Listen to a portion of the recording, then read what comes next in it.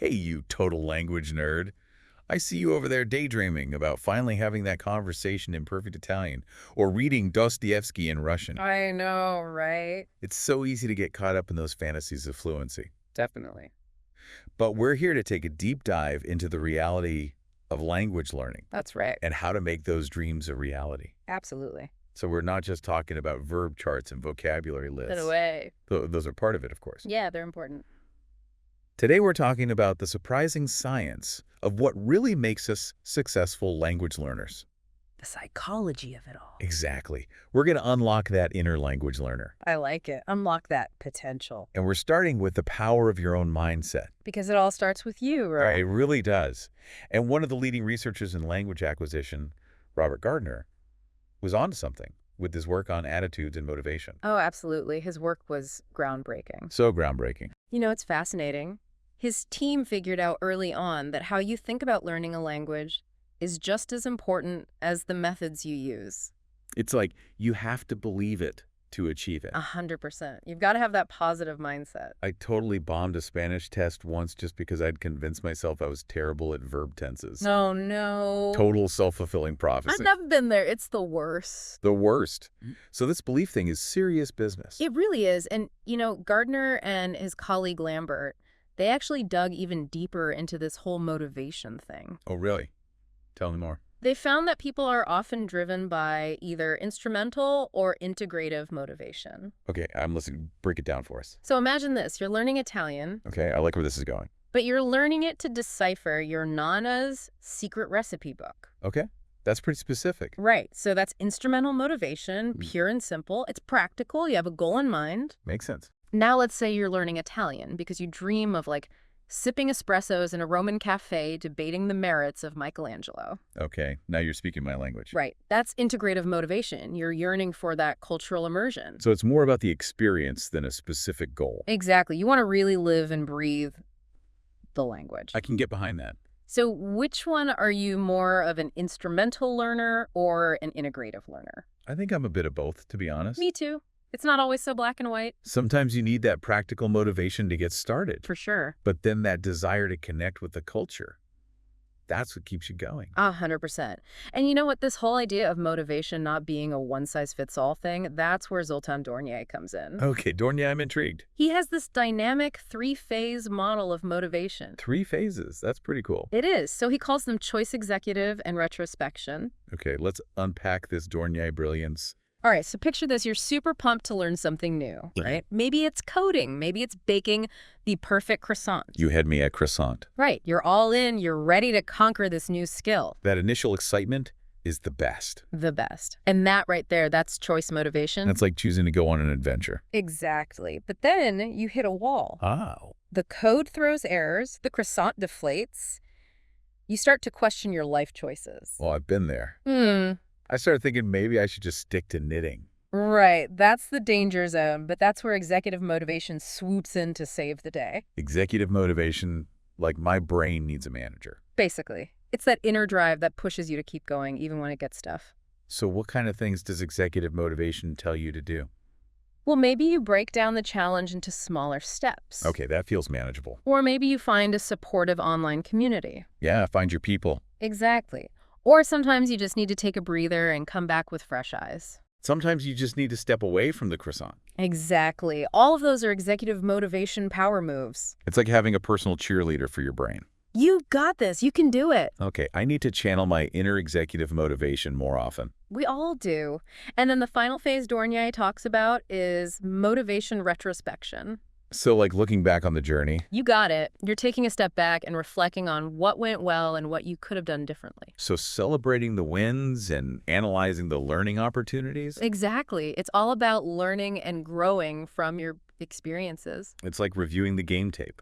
I like that analogy, so you can come back even stronger next time. This Dornier guy, he's onto something. He really is. And you know, the best part is this model, it gives you practical strategies to ride those waves of motivation. Because we all know it's not always going to be sunshine and rainbows. Totally. There will be ups and downs, but that's normal. So how can we use this knowledge, this Dornier wisdom, to actually supercharge our language learning?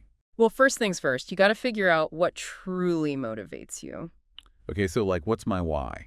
Exactly. Is it the thrill of finally understanding those Russian novels, or is it ordering room service in perfect French? Both. It can be both.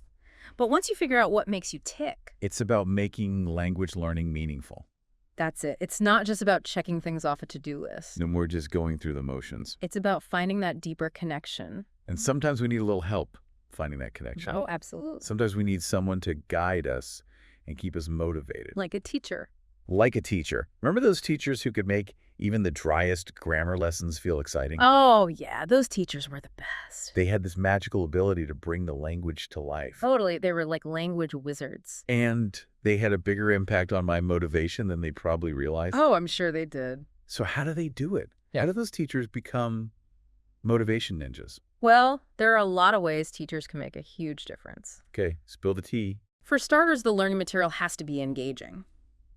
So no more memorizing endless verb conjugations out of context. Well, they're still important, Fine. but you're right, it's about making it relevant to the students' lives. Make it fun, make it interesting. Exactly. Spark their curiosity. So what else? What else makes a good language teacher?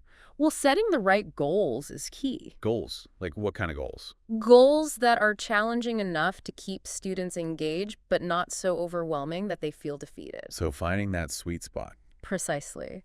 And of course, we can't forget about the importance of a supportive classroom environment. The safe space to learn and make mistakes. Exactly. Where students feel comfortable experimenting with the language? No judgment allowed. Exactly. Everyone learns at their own pace. It's all about creating that sense of community. 100%. And remember those teachers who always had the most amazing lesson openers? Oh yeah, like that time in science class when we dissected owl pellets. Okay, that's a new one. Kind of gross, but I have to admit, it held my attention. See, it's all about tapping into that natural curiosity. Keep it interesting. And don't be afraid to mix things up. Use a variety of activities and materials. Variety is the spice of life. And of language learning. And then there's cooperative learning. Learning together. Exactly. Working together can do wonders for student motivation. How so? Well, for one thing, it builds confidence. Okay, I can see that. And students get to learn from each other. They realize that everyone has something valuable to contribute. It's like that old saying, if you want to go fast, go alone. If you want to go far, go together. I love that. Teamwork makes the dream work. It really does. But we have to remember that everyone learns differently. That's a really important point. What motivates one student might not work for another. Right. And cultural differences play a huge role, too. So there's no magic formula? No magic formula, but understanding these principles of motivation, that's a good place to start. It's a journey. A fascinating journey. And speaking of journeys, let's talk about the journey that language itself takes within a society. Okay, I see where you're going with this. Because language doesn't exist in a vacuum. Definitely not. It's intertwined with culture, with power dynamics. And all of that influences how we learn a language. Absolutely. You can't separate language from its social context. Oh, it absolutely influences how we learn a language. So like learning a widely spoken language like English, that must feel really different from learning a less common language. You're right, it does. And especially if that less common language is connected to a historically marginalized group. Because there's a whole other layer of complexity there. Exactly. It's not just about the number of speakers. Okay. It's about the historical baggage, the power dynamics, the cultural weight that the language carries. So learning a language, it's not just about the words themselves. Not at all. It's about navigating this whole intricate web of social and cultural dynamics. It's about understanding what that language represents in the world. Precisely.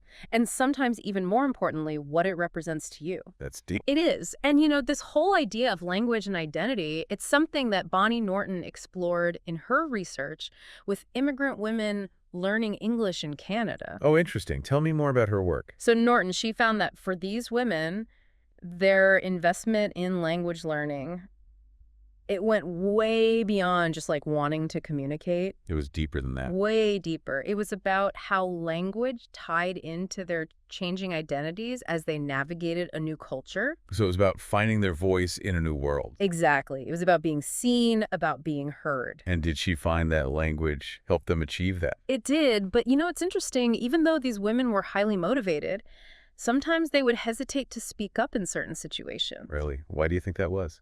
Well, she found that it often had to do with power dynamics. Power dynamics. Yeah, like who they were talking to or the context of the conversation. Would they feel like they were in a less powerful position Exactly. They were more likely to hold back even if they knew the words. because there was more at stake? Exactly. And those moments of self-doubt or feeling invisible, they can really hinder language development outside of the classroom. It's a reminder that language learning, it doesn't happen in a vacuum. Not at all. It's Yeah. all interconnected with our social interactions and our sense of belonging. It makes you wonder, how early on do we start picking up on these social cues related to language? That's a great question. And, kids are incredibly perceptive. Oh, yeah, they pick up on everything. They really do. And Killian Tuohy, she actually observed this firsthand in her work with immigrant children in English medium kindergarten classrooms. Oh, wow, kindergartners are so young. I know, right? But even at that age, she found that these kids were already picking up on the social dynamics of language. Like what kind of dynamics? Well, for example, she noticed that within the first year of school, these children were already being categorized. Categorize. Yeah, labeled really as successful or unsuccessful, talkative or quiet, big or small. And of course, there was a label of being ESL. Right, which carries its own set of assumptions and expectations. It's kind of heartbreaking how quickly those labels get attached. It is. And what's even more significant is that those labels started to impact how these kids felt about what they could achieve. Because those labels, they start to define how others see us and how we see ourselves. Exactly. And it affected how they were able to participate in the classroom. So, for example. Well, one child might be consistently left out of group activities, Oh, no. while another child might be labeled as someone who never listens or never does the right thing. And all of those little interactions, they add up over time. They do. And they can lead to feelings of isolation and limited participation. It really highlights how important it is for teachers to be mindful of the language they use. Absolutely. And the dynamics they create in the classroom. Because those early experiences, they can have a lasting impact on a child's confidence and their willingness to learn. 100%. It's about creating a space where everyone feels valued and respected. And free to experiment with language without fear of judgment. Exactly. And, it's not just about participation. Even something like mastering pronunciation can be perceived in complex ways. Really, I've always been so impressed by people who can flawlessly mimic different accents. It is impressive. But Elizabeth Gatbonton, Pavel Trofimovich, and Michael McGid, they found some really interesting things in their research. Oh, like what? Well, they found that in some cases, second language learners who achieved a native-like accent were actually viewed negatively by members of their own ethnic group. Wait, really? Why would that be? I always thought losing your accent was like the ultimate goal. It can be seen that way, but in some cultures it's more nuanced than that. Yeah, okay, I'm listening. Because losing your accent can sometimes be interpreted as rejecting your heritage or trying too hard to fit in with the dominant culture. It's like this double-edged sword. Exactly. You're trying to master the language, but Yeah. then you're also navigating all of these complex social and cultural expectations. It makes you realize that language is never just about the words themselves. It's about identity. It's about culture. It's about power. It's about all of these things intertwined. And that brings us to something we often overlook in language learning, the role our own beliefs play in our language journey. Our beliefs. Yeah, like what we believe about ourselves as learners and what we believe about the process of language learning itself. Because those beliefs, they shape our actions and our attitudes. They do. And they can either help us or hinder us on our language learning journey. You know, it's funny how often I catch myself thinking, oh, I'm just not cut out for languages. Oh, I've been there. But then I have to remind myself that it's not always about some innate ability. Right. It's so easy to fall into that trap. It is. But this whole conversation about social dynamics and power imbalances and now our own beliefs, it's like, maybe it's not me. Maybe it's Yeah. all these other factors at play. Exactly. We're so quick to blame ourselves. We are. But sometimes it's the beliefs we carry around that really hold us back. 100%. Yeah. Those beliefs about ourselves as learners and about the learning process itself, they have a huge impact. It's like if you had a really strict grammar-heavy language class in school, you might assume that all language learning has to be that way. Right. Even if there are other more communicative approaches out there. Exactly. And those assumptions, they become self-fulfilling prophecies. They do. And Carlos Yorio's research on international students in a communicative ESL program, it really highlights this. Oh, really? Tell me more. So these students, they were in this immersive, real-world English program. It's kind of dreamy. Right. You'd think they'd be loving it, but many of them were actually dissatisfied. No way. Why? I thought diving headfirst into conversations, that was like the holy grail of language learning. It seems that way, right?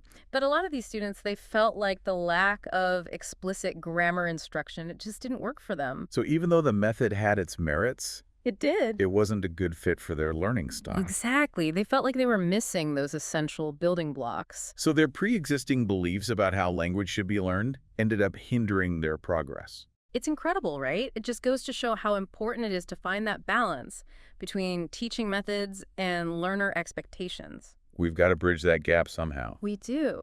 And speaking of mismatches, there's often a disconnect between what students want and what teachers believe is effective. Oh, tell me about it. I've witnessed some epic classroom debates about grammar rules. Right, like should we even be teaching grammar? Exactly. What's the verdict? Well, Renee Schultz, she found something really interesting. Okay, I'm all ears. Her research showed that the vast majority of language learners, they actually crave error correction. Really? They actually want to be corrected. They do. They see it as essential to improving their accuracy. Which makes sense when you think about it. It does. It's like getting feedback on an essay. You need to know where you're going wrong to improve. Exactly. So what's the problem? Why don't teachers just correct all the errors? Well, it's not always that simple. Oh, I'm sure it's not. Because a lot of teachers, especially those who favor communicative approaches, they're hesitant to correct errors constantly. Because they don't want to interrupt the flow of the conversation. Exactly. They want to keep things natural and engaging. And they don't want to make students feel self-conscious. Right. It's a delicate balance. It's like walking a tightrope. It is. You've got to find that sweet spot between providing feedback and maintaining a positive learning environment. This whole deep dive has been amazing. It has been really eye-opening. It really has. We've covered so much ground, from the power of motivation to the influence of social dynamics to the importance of understanding our own learning beliefs. It's incredible how much goes into becoming a confident language learner. It's a journey, for sure. It really is. Any final words of wisdom for our listeners before we wrap things up? Just remember this as you continue on your own language learning adventures. Motivation is key, but it's not always going to be easy. There will be bumps in the road. There will be. But that's okay. Be kind to yourself, celebrate your progress, and don't be afraid to adjust your approach if something isn't working. And most importantly, never lose sight of the joy of learning something new. Couldn't have said it better myself. So to all you language enthusiasts out there, Yeah. keep exploring, keep experimenting, and keep that passion for language alive. Until next time, happy language learning.